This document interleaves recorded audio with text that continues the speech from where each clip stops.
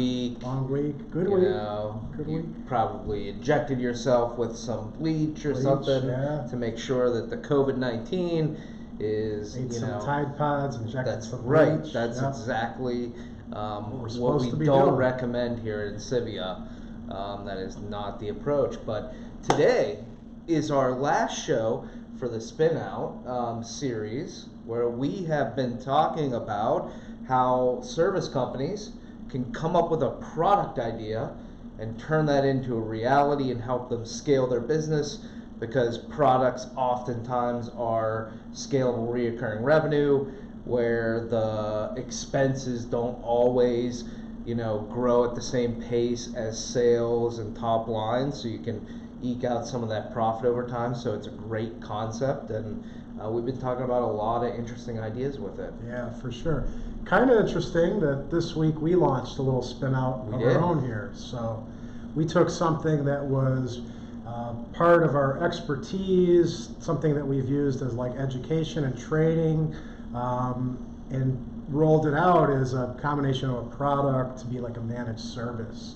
So kind of followed these steps ourselves and went through it, and just so happened that today, while we're wrapping everything up, yesterday we actually put it out there and launched it. So. Yeah, pretty exciting. And with this being our last episode, I was hoping that you could do maybe like a wrap-up song, a little Lenny Bruce here, Is that what we're doing today? Yeah. Okay. It's over. No song. I figure we'll do a quick little recap. The biggest thing, we always start with the reason that we did this show. And for us, it's really about this idea of the growth challenge, and we really started out talking about, how do you look at a business and try and scale it? In a service business, is it the potential of narrowing down in an industry and increasing regionally? Is it finding similar offerings that are still services, but expanding your offerings?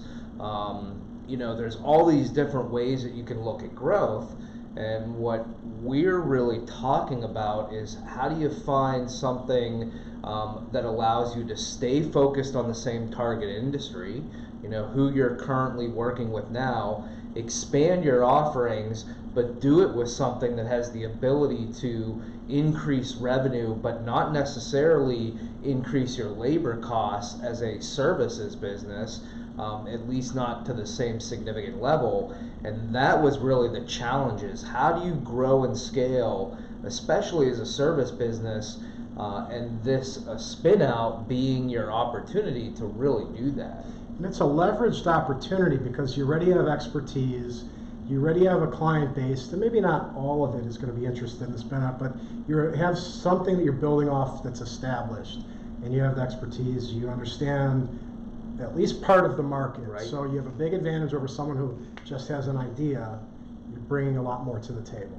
And we've seen that with our clients, and it's one of the things that I really like. And when we potentially look at even investing in products, one of the key factors that we look at is, does the founder have the experience in that industry? Yeah. Because what you want is someone that either already has the knowledge, connections, revenue within that they can penetrate that market a lot faster. And I think the opportunity for companies that are looking to grow by scale today, technology is the way to do it. It's really finding a concept that can help streamline, automate, improve what your customers are doing. And I mean, look at the world we live in now, where everybody's virtual, is that you have to almost have technology to help support that. If you're in an accounting company, it's not the same old go meet with your client and go over finances, and sure, you can just do a virtual meeting, but I'm waiting for the accounting firm that comes up with that amazing technology idea that obliterates their competitors, because it's it's a spin on what they do, and it is adapting to the changing environment that we have, that is this economy. I think another bit of good timing, I don't think this situation we're in feels like good timing for anyone, but to talk about this topic, the idea of spinning out, how do you survive? Well, you have to adapt.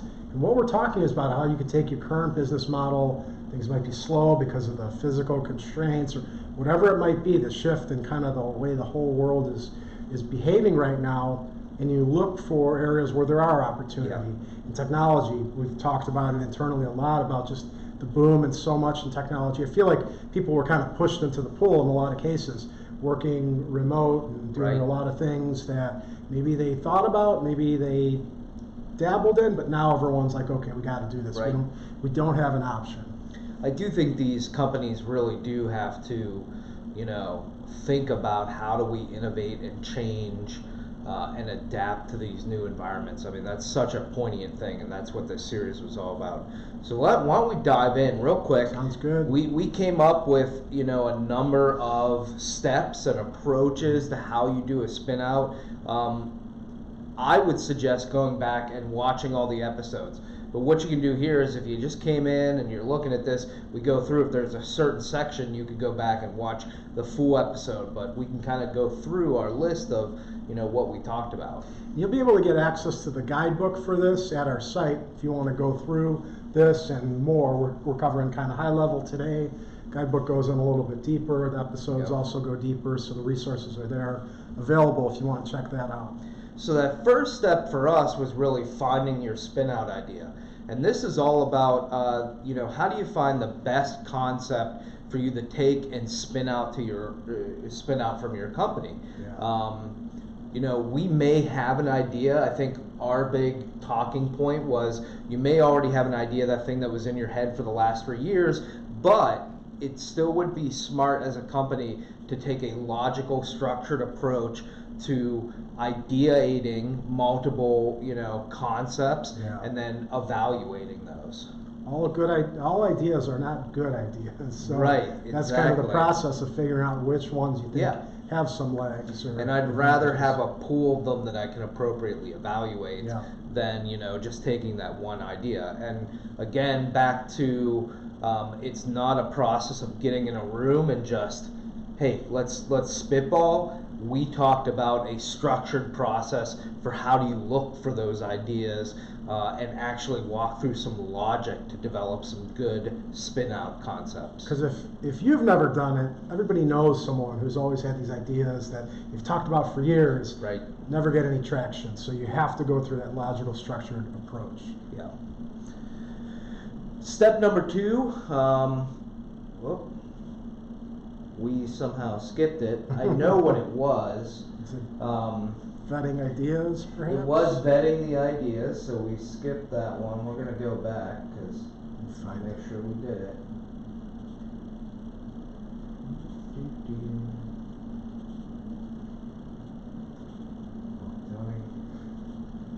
All right, so live show. There we go, too.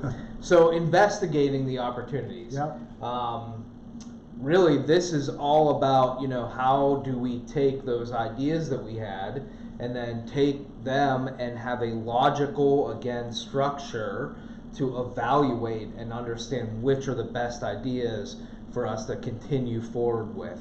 So starting out with multiple ideas in the ideation process, and now we're getting a little more critical in figuring out where are the holes, which ones are viable, which ones are not, and I think we want to ultimately rank them, right? We want to put them in some structure that says, this is our best one, this is the weakest, and then start to determine, well, what is the one that is the best to go to market with? Yeah. So that's that one, and then now we'll move to number 3, which we had just been getting to. Market landscape. So what we really want to do after we've vetted our ideas, prioritize them, is understand what the market looks like. Who is the opportune target audience? What do we know with them? What other competitors are in the market and how much market share do they have? What alternatives exist? Those types of things. And for a spin out, back to the point of having experience and understanding the market, this is going to be a little bit easier, but keep in mind that sometimes your spin out concept is not going to be the same market. There might be opportunity you didn't consider. You might be able to sell something that is a process, a product, a structure, some type of resource to your current competitors. They might become your now target audience. So it really depends But again, having the familiarity makes it a lot easier to go through. But think from different angles and directions as who that audience is. Yeah, I agree. Step 4, prioritization and roadmap. So what are the features of our product and how do we understand which ones are most important to know how we build a roadmap for development? I think here we talked about agile development, where it's much more the process of, developing a feature set, building it, launching it, gathering information and starting the process over and over again so that you're building in incremental steps. And when you're looking at feature set, you might have a bunch of different features that you want to include, but building is going to take some time and you want to get it to market sooner than later, so you want to have enough that it's sellable, but then have those ideas down the road and how it can continue to grow and improve and whatnot. So I think mapping it out is going to help you kind of define what's that starting point and what do we do further down the road. Yeah. Defining your model we talked about. So how are you actually going to sell this, whether it's subscription, it's freemium, all these different things, but really helping understand how are you going to get in people's hands and how is it structured. The disc, we definitely like that. Now you use them as throwing stars. 8 was really about building. How do you actually now get in the process of coding and creating the product? That's never easy, but back to kind of the roadmap, if you do it in an agile mindset, you can really get something out quickly and you can determine what's best and make adjustments fast rather than taking 8 months trying to develop a great product that then when you launch it, it fails. So definitely a special approach to that.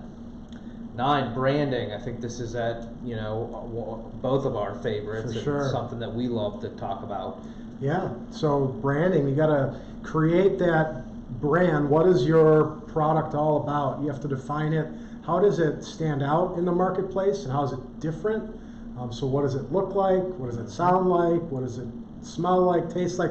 All that, and really define that brand element, because that is what's going to determine how you're different from all your competitors and alternatives in the marketplace. Smells like a calzone. Yeah.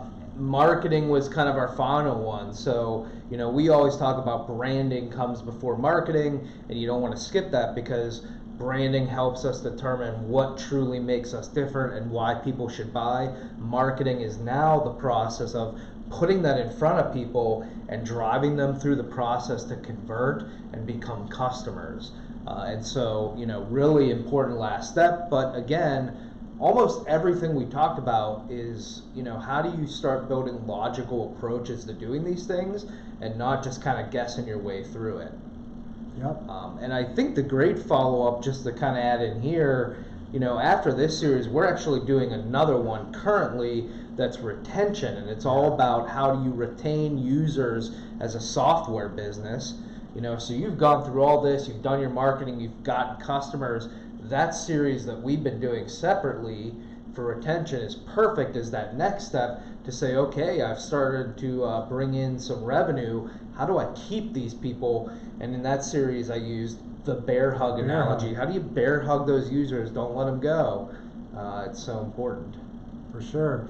And then, as we're kind of rounding out this list, the next series that we're going to be doing here is we're going to dive into demand generation. Right. So again, if you are interested in building this Spinout, we have the other series, the one that's currently going on. We're wrapping up on retention. Prior to that, we did the one on conversion. So how do you get someone to your site and take that action, try the free trial, or make that purchase?